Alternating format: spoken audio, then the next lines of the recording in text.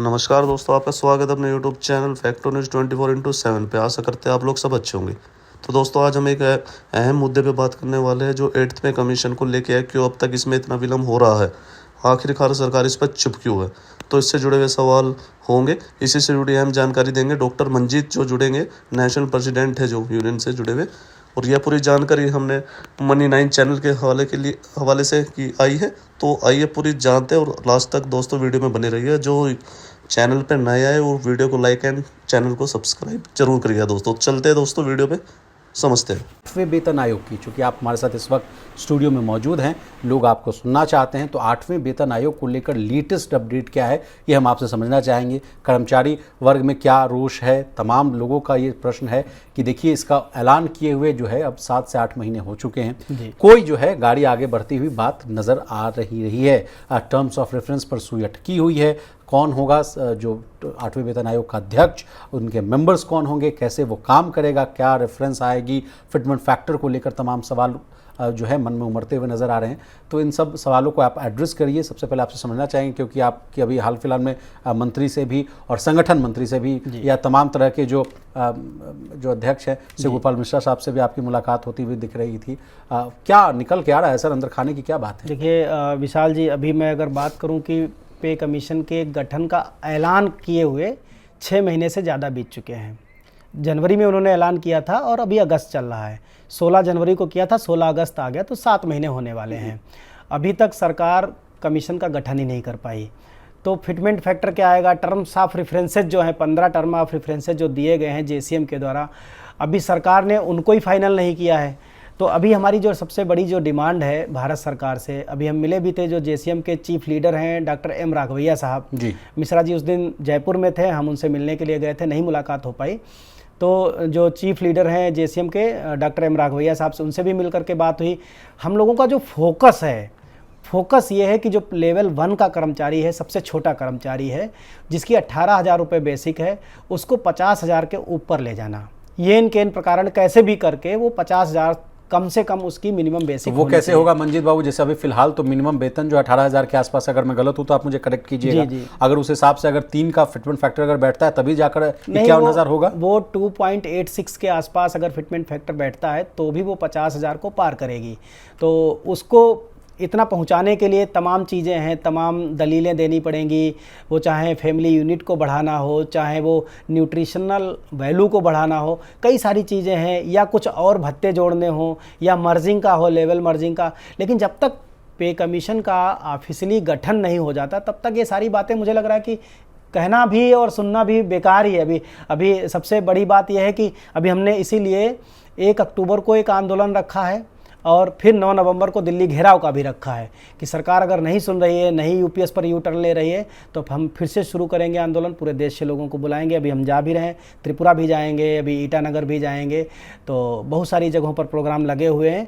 सरकार को ये समझना होगा कि कर्मचारियों को 10 साल बाद कुछ मिलता है। आप डीए दे रहे हो 1.55%, आपका महंगाई इंडेक्स आ रहा है, आप 2% से नीचे दे रहे हो लगातार, 3%। उसको भी लेकर मैं आपसे प्रश्न पूछना चाह रहा हूँ कि व्यूवर्स ये भी जानना चाहते हैं कि जिस तरह से लगातार इधर 1-2 साल से अगर देखा जाए तो डीए मात्र 2 से या 4% के बीच में जो है डोलती हुई नजर आती है। कभी 2% मिलता है, कभी 3% मिलता है। और इस बार भी जैसा कि सर ये अब 8वां महीना चल रहा है, सुगबुगाहट है कि किसी भी वक्त जो है ऐलान किया जा सकता है। फेस्टिवल सीजन की शुरुआत में भी ऐसा कहा जाता है, या दिवाली वाली या दशहरा के आसपास कहा जा सकता है कि डीए में फिर से बढ़ोतरी का ऐलान होगा और जुलाई के बाद वो इफेक्टिव होता है ना सर? जी, तो उसमें तो उसमें भी कहा जा रहा है कि इस बार अच्छी बढ़ोतरी हो सकती है। कहा जा रहा है कि 2 से 4% के आसपास हर बार कर्मचारी। हाँ, लेकिन रोज इस बात का है कि बहुत मिनिमम बढ़ता है, इससे ये नाकाफी है। इस मसले को आप कैसे एड्रेस करना है? देखिए अभी मैं कहूँ कि मतलब आप देख ही रहे हैं गोल्ड का रेट कहाँ जा रहा है, तो महंगाई कहाँ है, टमाटर कहाँ है, प्याज कहाँ है, परवल का रेट देख लीजिए। मतलब बेसिक जो ज़रूरतें हैं आदमी की, खाना पानी, वो भी इतना महंगा हो रखा है कि अगर आप 500 रुपये का नोट लेकर के बाज़ार में जाते हैं, एक छोटी से छोटी फैमिली, 4 यूनिट की फैमिली, तो 500 के नोट में आपको पूरी सब्जी नहीं मिलती। फ्रूट्स की अगर मैं बात करूं तो 200-250 रुपये किलो तो मैंगो बिक रहा था। भारत में सबसे ज़्यादा मैंगो पैदा होता है, वो भी इतना महंगा है। अच्छा मैंगो भी नहीं खा सकता हमारे देश का आदमी, तो उसके लिए परचेजिंग पावर कुछ है ही नहीं, जीरो है उसकी परचेजिंग पावर। तो वो जब तक सही से ग्रो नहीं करेगी, ये जिम्मेदारी सरकार की है जो सत्ता में बैठे हैं। अब डीए बढ़ रहा है 2%, 3 तक पहुंचने की लोग उम्मीद करते हैं तो वो 2.9 रह जाता है, तो घटा करके 2% देती है सरकार। मैनिपुलेशन करती है डेटा में, तमाम तरह का डेटा में मैनिपुलेशन होता है। और ये इस बार भी हम लोग तो कई बार बोलते हैं ये कंजूसों की सरकार है। एक तरफ बोलते हैं कि 95,000 करोड़ रुपए जीएसटी मद में एक्स्ट्रा पड़े हुए हैं, इतना बढ़िया जीएसटी आया। एक तरफ बोलते हैं कि इस बार हमारे पास इतना अच्छा रेवेन्यू हुआ है कि हम 12,75,000 तक के इनकम वाले को हम टैक्स से बिल्कुल एकदम जीरो कर रहे हैं, टैक्स राहत दे रहे हैं।